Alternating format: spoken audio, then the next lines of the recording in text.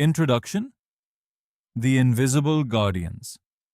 Have you ever looked up and wondered how thousands of satellites stay above us without falling? They are moving at incredible speeds, doing everything from giving us GPS to predicting the weather. But space is a harsh place. What happens when these multi-billion-dollar machines break down? Can we send a mechanic to space? Today we explore the physics of orbiting and the incredible world of space repairs. How satellites orbit Earth? The biggest question is, why don't satellites fall back to Earth? To understand this, imagine throwing a ball. The harder you throw it, the further it goes before hitting the ground. Now, imagine throwing that ball so hard that its curve matches the curve of the Earth. This is exactly what a satellite does.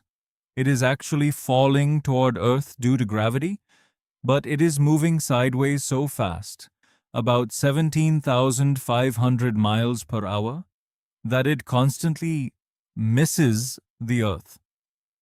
This perfect balance between gravity pulling it down and its forward speed is what we call an orbit. If it goes too slow, it crashes.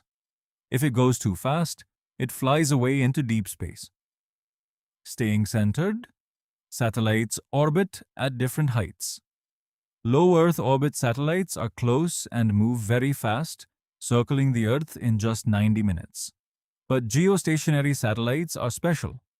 They sit 22,000 miles away and move at the exact same speed that Earth rotates.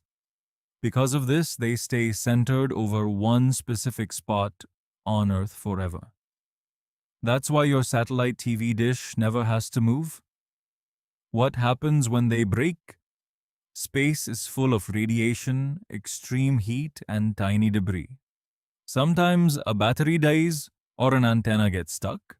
For a long time, if a satellite broke, it was just game over. It became space junk. But humans are resourceful. The most famous repair mission was for the Hubble Space Telescope.